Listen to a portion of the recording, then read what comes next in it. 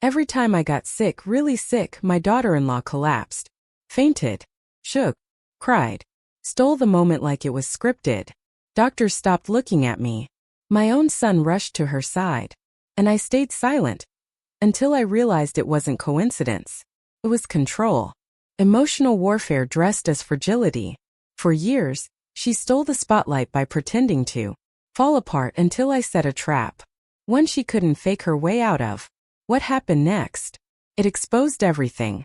Her lies. Her manipulation. The truth no one wanted to believe. This isn't just my story. It's a warning. And a reckoning. They say you really know people when you're at your weakest. Well, let me tell you, I was at my weakest. And that's when my daughter-in-law decided to turn my suffering into her spotlight. It started small. Subtle. You wouldn't have noticed unless you were living it. My name is Linda and I live in Boston. I'm 58. I raised 2 boys on my own after my husband died when they were little. I gave them everything: time, love, my sanity some days. And when my youngest, Daniel, met Maya, I wanted to love her too. At first, I did. She was charming. Not overly sweet, not fake. Just careful. Always watching. She and Daniel got married 3 years ago. I was happy for him. But not even 6 months into the marriage, things started to feel off. Not just with them, with me. I'd get a cold or some chest pain and suddenly Maya would collapse. Out of nowhere. She'd faint in the middle of the kitchen. Or have a panic attack at the exact moment someone was checking on me. One time I was in the hospital for a heart arrhythmia. And as soon as Daniel got there, he got a call from Maya's coworker. She'd blacked out at the office. He left the hospital frantic. I was still hooked up to machines. And I just laid there wondering, why did this keep happening? Every time I got sick, Maya would get worse. Her timing was impeccable. First, I thought it was coincidence. Then I blamed myself. Maybe she was just anxious. Maybe my health scared her. But after the 4th time, I started noticing patterns. Daniel was always the first to leave my side when she called. And Maya never had any clear diagnosis. Nothing ever came of her hospital visits. She was always better. Once the attention shifted to her. When I got shingles last November, I had to go to the ER because the pain was unbearable. Daniel drove me there, held my hand. I remember crying in the hospital bed. Not just from pain, but from the fear. And just when the nurse came in to tell me I'd be admitted overnight, Daniel's phone rang. It was Maya. She had fallen down the stairs. He turned white. I gotta go, he whispered, already pulling on his coat. I grabbed his sleeve. Daniel, I said quietly, don't leave me. He hesitated, then said, I'll be back, Mom. Maya's alone. He never came back that night. The next morning, I got discharged and Ubered home in a hospital gown under my coat. When I knocked on their door, Maya was curled on the couch, perfectly fine. Hair done. Makeup on. Watching reruns of Grey's Anatomy. She looked up and said, Oh, you're out already. That's when the ache in my chest turned into something darker. It wasn't just hurt anymore. It was betrayal. I didn't say anything that day. Or the next. But I started keeping a notebook. Dates. Times. My symptoms. Her collapses. I showed it to my older son, James, who lives in Toronto with his wife. He read the whole thing and said quietly, Ma, this is a pattern. She's sabotaging you emotionally. That word hit me in the gut. Sabotaging. Still, I wasn't ready to believe it. Not entirely. Not until the thing with the fundraiser. I had helped organize this local breast cancer fundraiser at the community center. It was a big deal. I was asked to speak. Share my story about surviving cancer 7 years earlier. The morning of the event, I woke up with a fever and chills. I couldn't even stand. I called Daniel and told him I needed help. He said Maya would come check on me while he set up the AV at the center. She arrived with soup and a weird smile. I tried to thank her, but she was acting off. Fidgety. Kept looking at her phone. Then, as soon as she heard James had flown in that morning for the event, she stood up, clutched her head and said, I'm gonna pass out. I watched her lower herself gently to the floor like she was auditioning for a scene. James walked in at that exact moment. Oh my God, Maya, he shouted. I sat on the couch, freezing and feverish, watching everyone panic around her. An ambulance came. Nothing was wrong. Again. That was the last straw. I decided then I was going to trap her. Not to hurt her. Just to expose the truth. Because nobody believed me. Not even Daniel. Especially not Daniel. I called my doctor. Told him my plan. We arranged a fake health scare. Not a lie, just an exaggeration. The following Friday I had a checkup. I asked the nurse to say loudly, "We might need to monitor you overnight." James stood nearby, recording with my phone in his pocket. Sure enough, within an hour of me not feeling well, Daniel got a call. Maya had fainted at a yoga class. Again. Except this time, James and I were already there. At the yoga studio. Sitting quietly in the back corner watching. She didn't see us. She was sitting upright on her mat, laughing with another woman totally fine. Then the instructor came over with a worried look and asked, "Hey, are you okay? Someone said you were about to faint." Maya blinked, then slowly laid back down and started breathing hard. "I think I need help." And that was when James hit record. I walked over. She opened her eyes and saw me. The look on her face. Pure panic. "Hi, Maya," I said gently. "Feeling faint." She stuttered. I thought you were at the hospital." "I was," I said, holding up my phone. "But I'm feeling much better now." That clip, what she said next, the way her face changed when she realized she was caught. It was all we needed. James edited it with the timeline I'd kept. The notebook. Photos. Voice memos. A whole video. We showed it to Daniel that night. First he was silent. Then angry. Then confused. Then broken. "I thought she was fragile," he whispered. "I thought she needed me." I said, "She does. But not in the way you think." He moved out 2 days later. Filed for separation 3 weeks after that. I didn't celebrate. Because even though the truth came out, I still lost something. Trust. That's the thing about emotional betrayal. It doesn't leave visible bruises, but it scars you all the same. But there was healing too. After that, Daniel started calling me just to talk. Not to ask for help. Not to be distracted. Just to talk. And James sent me flowers every Friday for a month. For being a badass, the cards read. Sometimes standing up for yourself doesn't look like a fight. Sometimes it's just showing up. Eyes open. Camera rolling. Because eventually the truth will collapse too. But this time for the right reasons.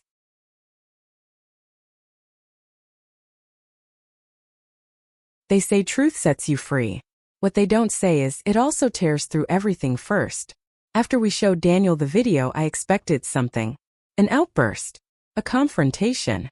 But he just sat there completely still, like someone had hit pause on his entire life. Maya called him 6 times that night. Left 3 voicemails crying, begging him to come home and talk it out. He didn't answer. He slept on my couch with a blanket over his shoulders like he used to as a teenager after a nightmare. When I got up to make tea in the morning, he was already awake, sitting at the kitchen table, staring at nothing. "I believed everything she said," he whispered. "Every damn time." I didn't say, "I told you so." God knows that wouldn't help. Instead, I poured him tea, sat down and said, "Believing someone you love isn't a mistake, but letting them keep hurting you is." By the end of that week, he moved into a small apartment near the harbor. Said he needed time to breathe. He hadn't lived alone since college, and I knew he was scared, but it was a good kind of scared. The kind that comes with starting over. Maya, though, didn't go quietly.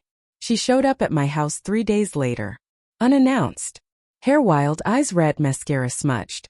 I opened the door, and she pushed past me like it was her right. "I know what you did," she shrieked. I stayed calm. "Then you know I had no choice." She spun around. "You humiliated me. You manipulated Daniel into thinking I'm some kind of monster." "No," I said, folding my arms. "You did that all by yourself." She scoffed, pacing. "You've always hated me. Since day one." "No," I said again. "I wanted to love you. I tried. You made that impossible." She stared at me, breathing hard, and I swear for a second, I saw something flicker in her face. Not rage. Not panic. Guilt. But it was gone just as fast. "You think you're the victim?" she spat. I was trying to cope. "I have real anxiety." "I believe you do," I said gently. "But using someone else's pain to feed your own needs isn't coping. It's abuse." She went silent. And then she left. Just like that. No apology. No tears. Nothing.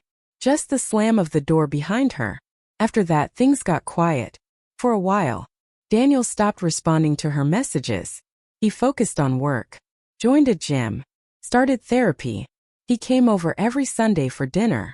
We were rebuilding something slowly but honestly. And I was healing too. But if this were a movie, you'd think that was the end, right? It wasn't. Because Maya had one more play left. She filed for spousal support. Not just that, she told the court Daniel had emotionally abandoned her during a severe mental health crisis, and that I had contributed to a hostile family environment. She was asking for money, alimony, and damages. The worst part? She submitted my notebook as evidence, twisted it into something else, said I'd been harassing her for months and creating a narrative to push her out of the family. I stared at the court papers for a long time, not sure whether to scream or laugh. She didn't just want revenge. She wanted reputation. That's when I realized this wasn't just about Daniel anymore. It was about me. Because Maya hated that I saw her. Really saw her. And people like her? They can't stand that. So I fought back. I hired a lawyer. So did Daniel. James flew in for support and brought all the backup.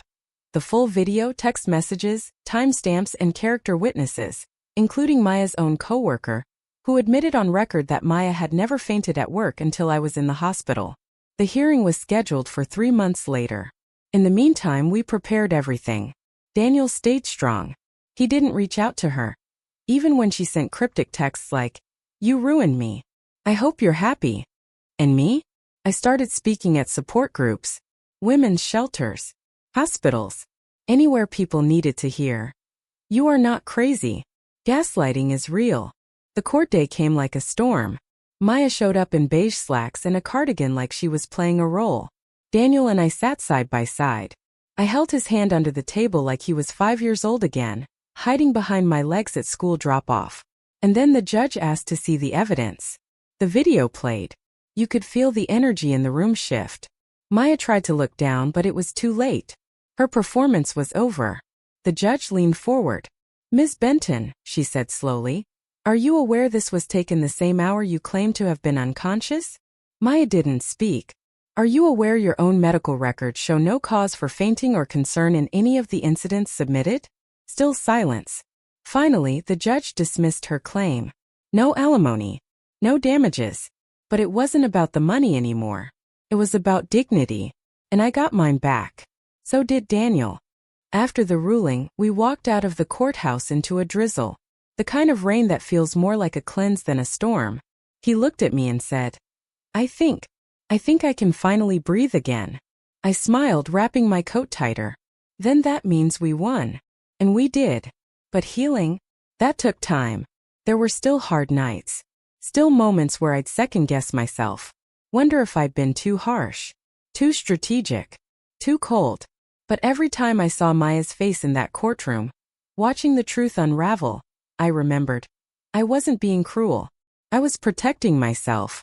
I was showing her that my love had limits. And those limits were me. You know what's strange? When the villain finally disappears, you expect relief. You expect peace. But what you don't expect is emptiness. After the court hearing, Maya vanished. No more texts. No more emergencies. No more sudden collapses that sucked all the oxygen out of a room. It was silent. Daniel said she moved back in with her parents up in New Hampshire. Took a break from work. Deleted her social media. It was like she pressed delete on her entire life here in Boston. And honestly, that silence was louder than all her chaos. It made us realize just how much space she used to occupy. Not just physically, but emotionally. Our days had revolved around her. What mood was she in? Was she okay? Could she handle a conversation that wasn't about her? Now that constant bracing, it was gone. Daniel kept asking himself the same question. How did I not see it sooner? And I kept telling him, because love makes you believe people's best intentions. That's not weakness, sweetheart. That's humanity. But the guilt, man, it stuck to him like tar. We'd go on walks by the Charles River sometimes, and he'd say things like, "Remember when she said she couldn't breathe when we talked about moving?" That was the first time I gave up something I wanted. Or, she didn't want to have kids because she said the attention would shift. That should have been a sign, right? Yeah, it should have been. But grief blurs red flags. And Daniel was grieving the version of Maya he thought he married. Not the one we exposed. And then came the letters. 3 weeks after the ruling, Maya sent handwritten letters to my house. One for me. One for Daniel.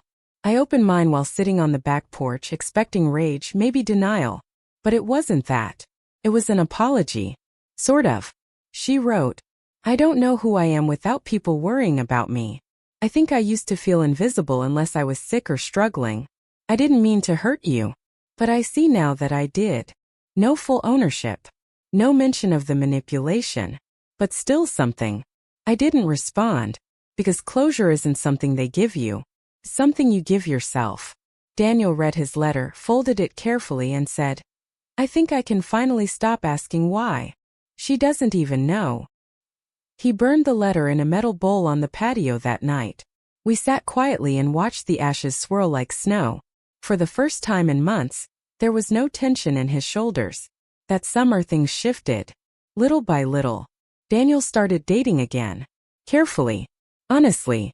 No hiding. He told the first woman he saw, I'm still healing from a very manipulative marriage. I'm not rushing anything. She thanked him for being honest. They're still friends. I started painting again, something I hadn't done in years. Set up a little studio in the spare room. Poured every emotion into the canvas. Grief. Rage. Relief. Peace. James visited more often. He brought my grandkids and helped repaint my kitchen. Bright yellow, he said. Like your energy. Loud and warm. We laughed. I hadn't laughed like that in so long. But then, something happened I didn't expect. One night around midnight, I got a call from a number I didn't recognize. I almost didn't answer. But I did. It was Maya's mother. Her voice was shaky. She sounded tired. She said, I just wanted to say, I'm sorry. I didn't know what to say back. She continued, we didn't see it either. We thought she was sensitive, gifted, fragile. But now we realize she's hurting people. And we don't know how to help her anymore. There was a pause. Then she said, but you helped Daniel.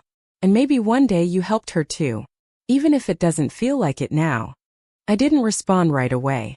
Then I said quietly, I never wanted to destroy her. Just stop her from destroying us. She sighed. I know. And that was it. She hung up. I sat in the dark after that. For a long time.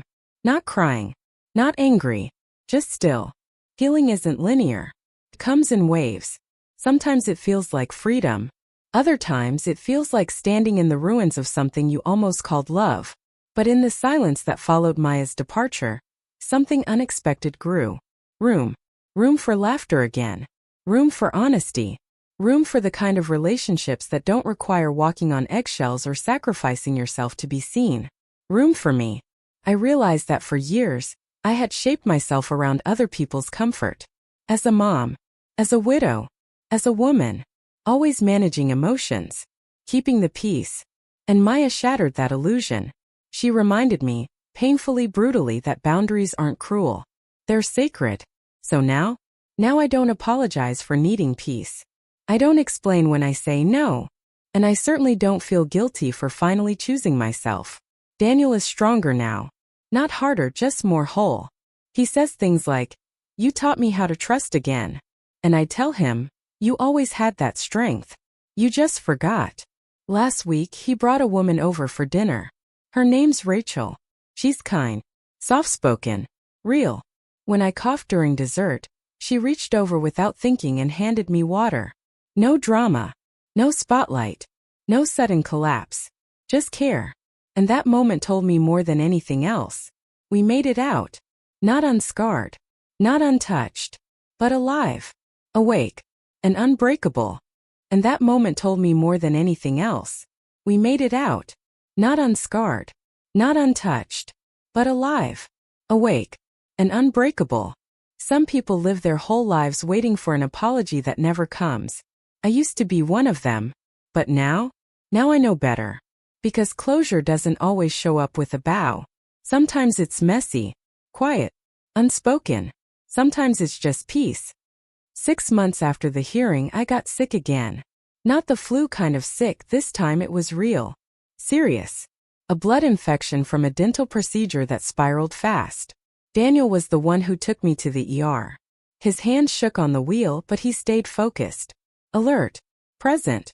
When the nurse told him I'd need to be admitted overnight for antibiotics, he didn't panic. He just squeezed my hand and said, "I'm not leaving." And he didn't. He sat beside me the whole night, reading old paperback novels from the hospital bookshelf, laughing quietly at the bad dialogue, playing soft music through his phone like white noise. At one point he looked over at me and whispered, "It feels different this time. I'm not scared you'll be replaced." I knew exactly what he meant. Because there was no Maya. No dramatic collapse. No frantic performance stealing oxygen from the room. Just a son. And his mother. Real love. Uncomplicated. Quiet. That night, hooked up to and for, tired and vulnerable, I felt more safe than I had in years. Because the truth had set us free. And the weight of her chaos was finally off our chests. A few weeks later I got a letter. Not from Maya. From someone else. It was from a woman named Alana. She'd met Maya in an outpatient therapy program. They'd become friends, until Maya borrowed money, disappeared, and left behind a trail of confusion. Alana found me because of a community blog where someone had anonymously written about narcissistic manipulation in families.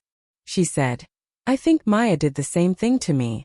I just didn't have a name for it." Reading her words made something shift in me, because for so long I thought I was the only one. But the truth is, people like Maya, they leave a trail of broken people behind them, people questioning their own memories, their own sanity, and sometimes those people never get justice, never even get to speak about what happened to them. That's when I knew. This story wasn't just mine anymore. It was for everyone who's ever been gaslit, dismissed, made to feel crazy for seeing the truth too clearly. I started writing. Not a diary this time, a blog. Quiet at first. Just my name, no photos, no drama. I called it, When the Spotlight Burns.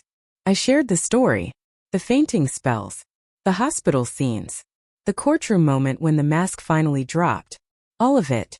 And the messages started coming. From women, men, siblings, parents, people who had lived through the exact same patterns, the same invisible torment. They didn't need me to fix anything. They just needed someone to say, "You're not crazy. You're not alone. You are allowed to protect your peace." That blog reached more people than I ever imagined. One day, a local journalist emailed me, asked if I'd be open to sharing my story under my full name, for a piece on emotional manipulation inside families. I thought about it for a long time, and then I said yes, because by then I wasn't hiding anymore. The article came out in the Boston Globe. A full spread. Title, When Love Becomes Control. One woman's fight against emotional gaslighting. They didn't name Maya. But they didn't have to. Anyone who knew knew. James called me the minute it hit the front page. "Mom," he said, "you're brave as hell." Daniel texted a photo of the article taped to his office wall. Rachel, his girlfriend, took me out to lunch to celebrate. "You don't just protect your family," she said. "You protect other people too." I smiled, but inside I felt something deeper, like I'd finally rewritten the ending.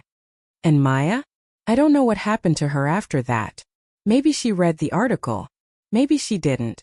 Maybe she's still searching for someone else to collapse for. Someone else to orbit around her needs. But me? I stopped tracking her. Because you can't move forward if you're always checking the rearview mirror. This morning I sat on the porch, wrapped in a thick blanket, watching the sun rise over the garden Daniel helped me plant last spring. Lavender, mint, roses, things that bloom quietly but stubbornly. Like healing. And I realized, I'm not angry anymore. I'm not even bitter. I'm whole. That doesn't mean I've forgotten what happened. It means I finally believe I deserved better all along. And if you're listening to this, maybe it means you do too. Maybe you've been in a room where someone always needed to be sicker, louder, more broken than you. Maybe you've played the peacekeeper so long you forgot what peace feels like. Maybe you've been gaslit until you couldn't trust your own memory. And maybe, just maybe, you're ready to set your own trap.